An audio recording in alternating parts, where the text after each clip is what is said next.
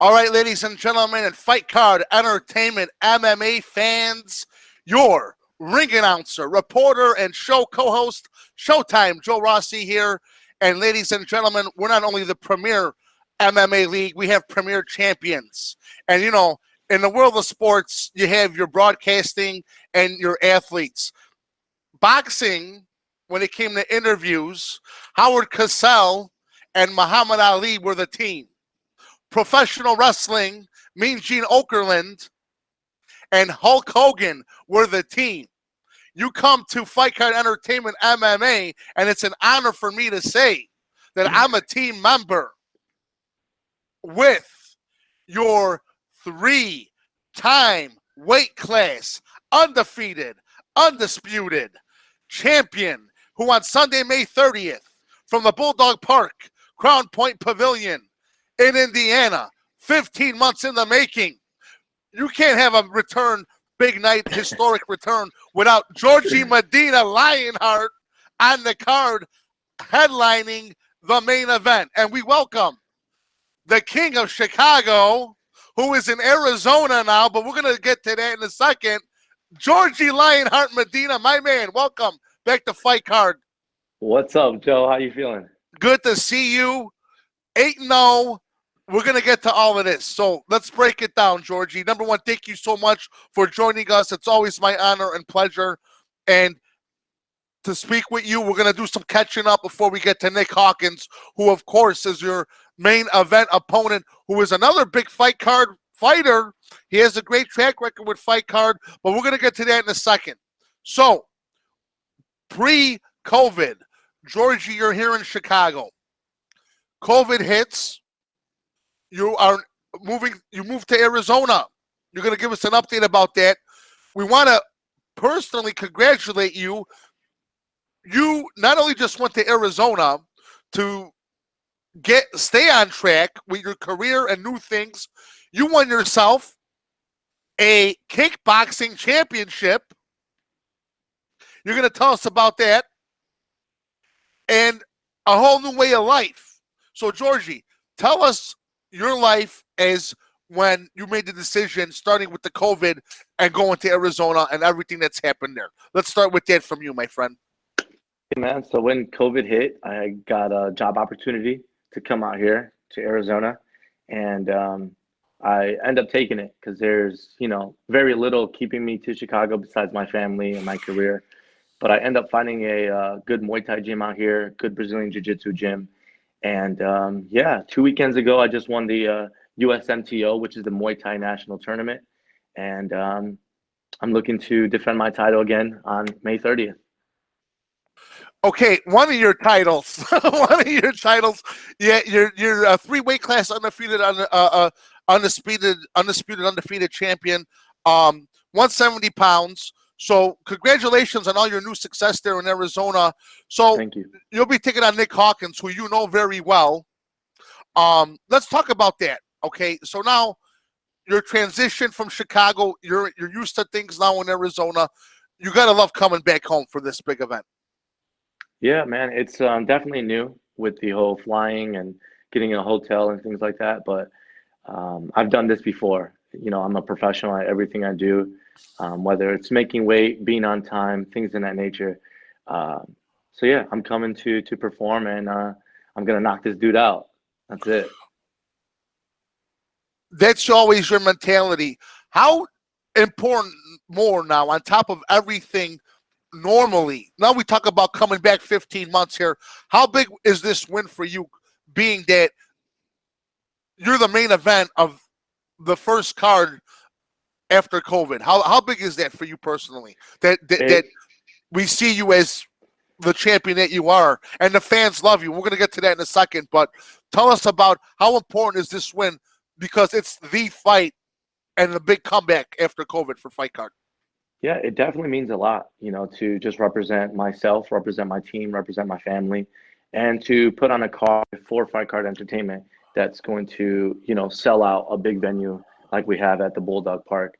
With COVID and stuff happening, with gyms closing down, I was still in the gym. I was still, lifting weights, still getting my striking in, my jiu-jitsu, carefully, but I just want to display the hard work that I put in silence, and display that with the violence come May 30th. But it's definitely been a journey, man. This whole COVID thing kind of shut everything down, and I just had my family behind me to keep pushing me, keep me on track So because I'm on the verge of being a world champ. are you liking Arizona? I mean, that's the thing. We brought about your family and fans. We're going to get to that. But Arizona, you're liking it seems. And how is it without your family there? Because everybody's back in Chicago. So was that a big mental thing for you to adapt to? Or will you be like, here's the situation, this is what it's going to be, and I'm going to stay tough through it all? Yeah, pretty much just that mentality, staying tough. I am by myself, but sometimes in order to be great, you have to be in an uncomfortable position.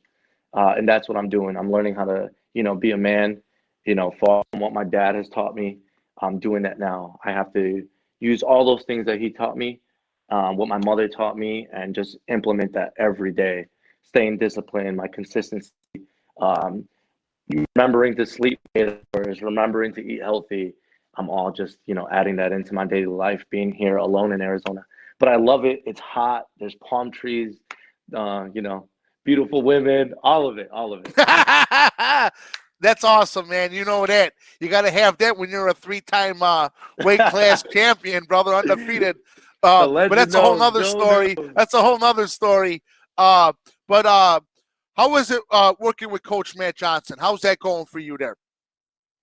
Fantastic. We do have the distance between us, but there's nothing that can separate us.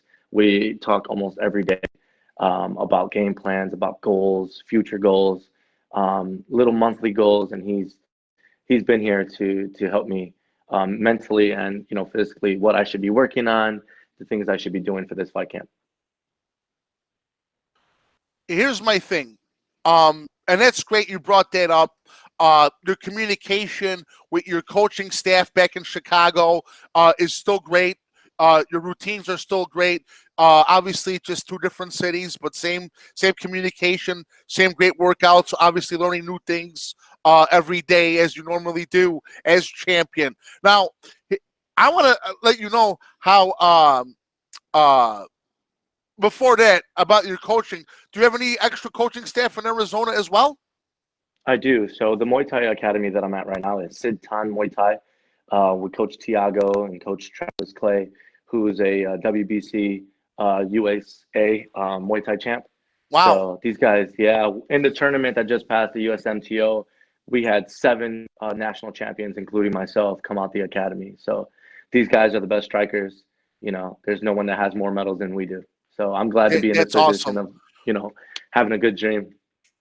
Well, when you align yourself, when the best fighter, and you are, aligns themselves with, and you can tell by their records, your staff in Chicago, your staff in Arizona, they're tracking records. I mean, it's just incredible. I mean, and you have grown with coaching staffs, your championships by leaps and bounds. I want to tell you something. We had our first interview that we did here, and the fighter's name is Jonathan Flores, and one of his first responses, he's going to be on the card on May 30th.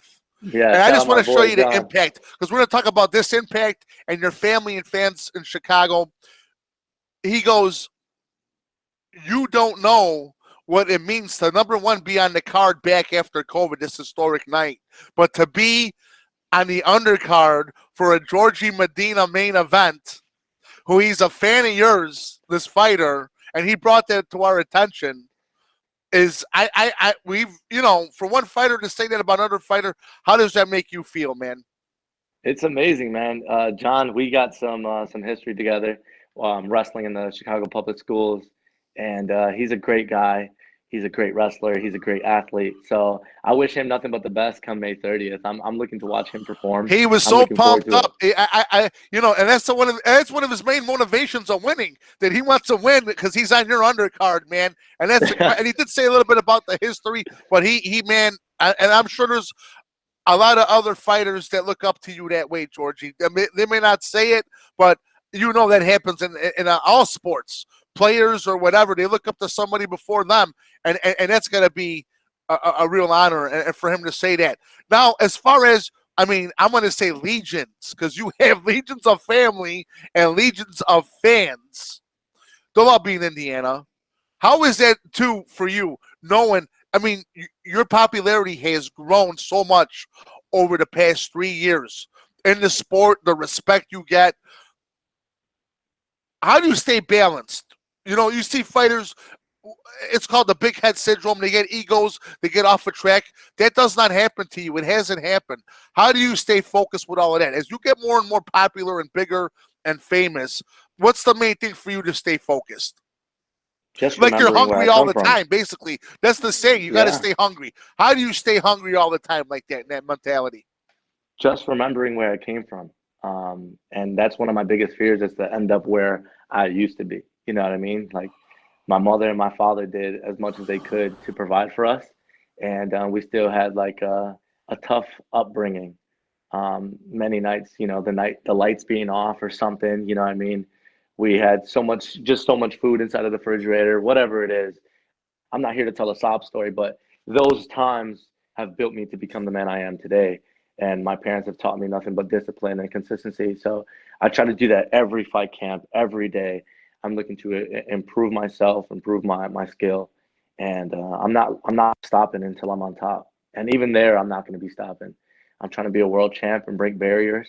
When it comes to these fighters, you know, looking up to me, it just means a lot. It shows that I'm paving a way for these guys that they can do anything they want, especially coming out of Chicago, where it's hard to be, you know, a teenager. It's hard to be a young man in a big city where it's filled with nothing but lions and sharks.